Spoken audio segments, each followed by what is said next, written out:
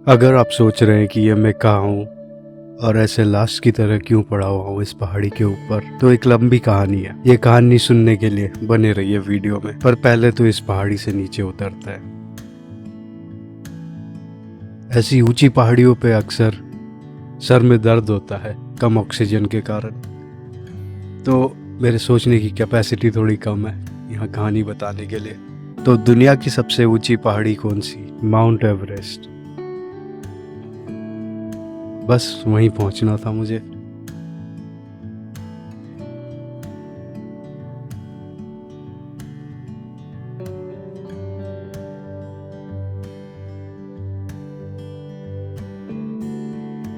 किसी महापुरुष ने मुझे कहा था कि तुम अगर माउंट एवरेस्ट पे जाओगे तो तुम्हारी ज़िंदगी बदल जाएगी।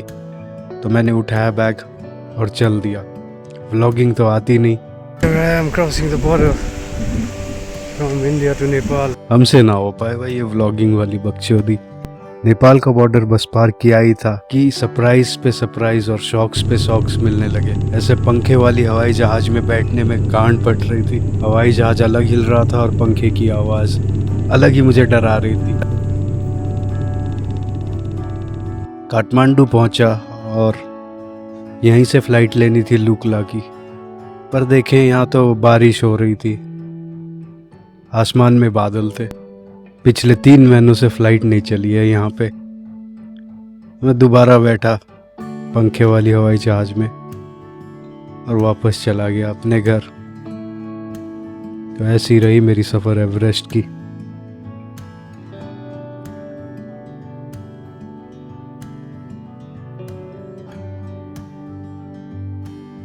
अब आते हैं मई 2022 में।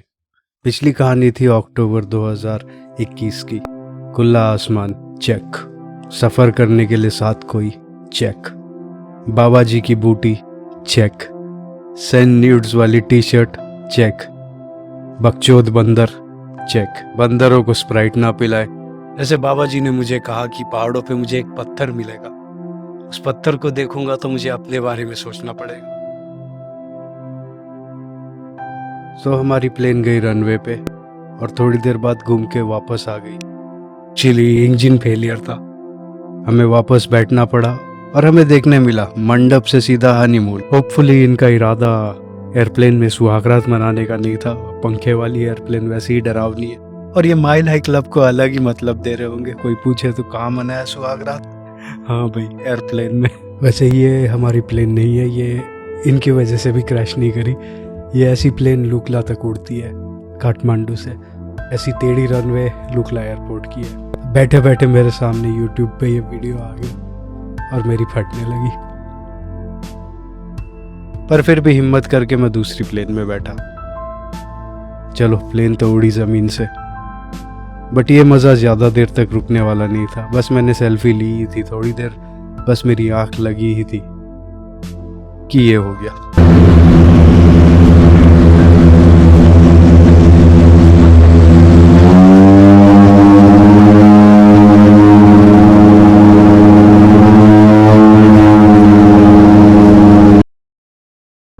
जी हाँ, बिल्कुल जिंदा हूँ। प्लेन क्रैश नहीं किया।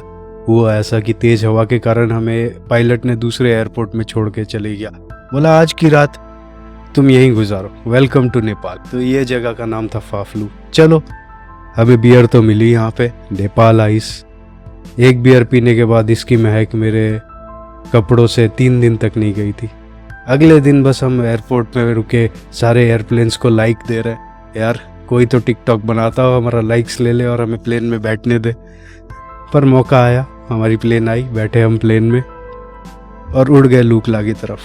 चलो, एवरेस्ट की पहली झलक दिखी। दोबारा से वही खतरनाक लैंडिंग, फिर से फटने लगी। ये कहानी ही मुझे लग नहीं रहा था सही जा रही है।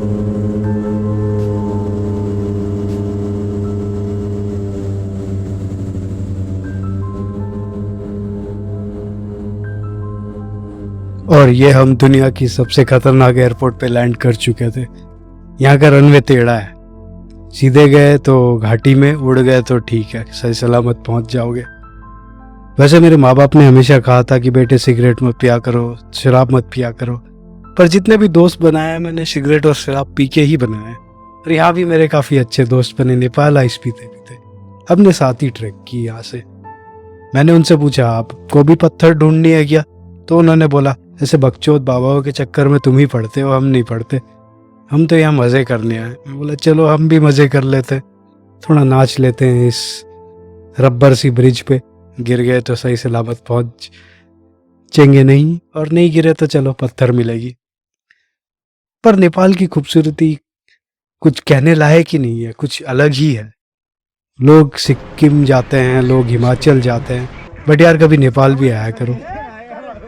ये मुझे लोग मिले, इनका बस्ता देख के ही मुझे अपने स्कूल के दिन याद आते थे। ऐसे ही बस्तों पे हम अपनी किताबें लेके जाया करते थे। इन लोगों का बस चले तो ये पूरी पहाड़ अपने बस्ते पे डाल के एवरेस्ट पे पहुंचा दे।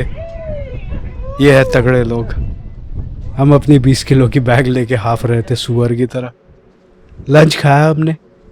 नेपाल में कहा जाता है, कहावत है, दाल भात पावर 24 आवर्स। लंच खाने के बाद ऐसी पावर आई मेरे अंदर, मैं सीधा आगे से भागने लगा एकदम फुल स्पीड में। मुझे पहुंचना था अपने पत्थर की तलाश में। देखें एवरेस्ट कितने पत्थर रखा है मेरे लिए। मैं आगे आगे चल रहा था। वैसे मैं थोड़ी नेपाली बोल लेता हूँ और हर कोई इस कारण से मुझे गाइड समझ रहा था। मैं बोला चलो ये भी ठीक है, मैं ही गाइड हूँ। हर कोई जो गुजरता है उनसे नेपाली में ठीक है सब बढ़िया पूछते हुए चलता हूँ तो वो भी चौंक जाते, ये कौन सा देसी बंदा है इधर। चलते चलते मुझे कुछ दोस्त भी मिले। ये डोरेमोन देखा आपने, आगे मैं मिस्टर पपी से मिलता हूँ। वैसे तो ये भोटिया है, भोटिया कुत्तों की प्रजाति है और ये कुत्ते सबसे बढ़िया कुत्ते होते हैं। देखिए कितना शांत है। मेरा तो मन कर रहा था इसको अपने साथ ले जाऊं, पर वही मैंने इससे पूछा तुझे भी पत्थर ढूंढना है क्या? वो कहता है ना जी आप जाओ, आगे बढ़ो भाई साहब। ये आप नीचे देखो दूधकोशी नदी। दूधकोशी इसीलिए कहते हैं क्योंकि इसका पानी एकदम दूध सा सफ़ेद होता है। क्यों होता है वो मैं आपको आगे बताऊंगा। तो पहले दिन का सफ़र करते करते हम पहुँचे नामचे। हमारी मंजिल थी नामचे। नामचे से पहले बहुत ही एक लंबी ऊंची चढ़ान थी। ये ब्रिज पे ट्रैफिक लगा हुआ था। चलो भाई आगे बढ़ो। ट्रैफिक, इस ट्रैफिक को हमेशा रास्ता देना चाहिए। अगर आपने इस ट्रैफिक को रास्ता नहीं दोगे तो कुचल दिए जाओगे। और ये सबसे ऊंची ब्रिज थी हमारे पूरे सफ़र की। मेरी देख के ही फट रही थी।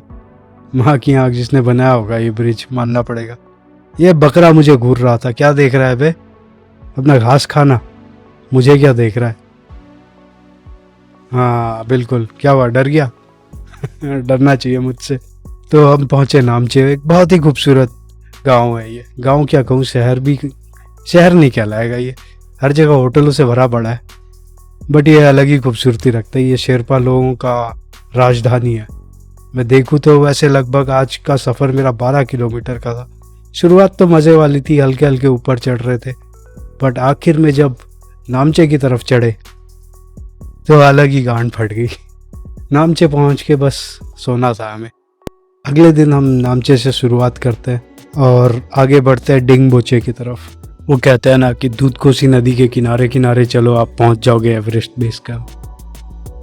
तो हम बस इसी नदी के किनारे चलते रहेंगे। बने रहिए आप अगले एपिसोड के लिए। होपफुली आपको ये वाला एपिसोड पसंद आया होगा। सब्सक्राइब ज़रूर कीजिएगा, लाइक ज़रूर कीजिएगा और दोस्तों मिलते हैं दोबारा। अलविदा।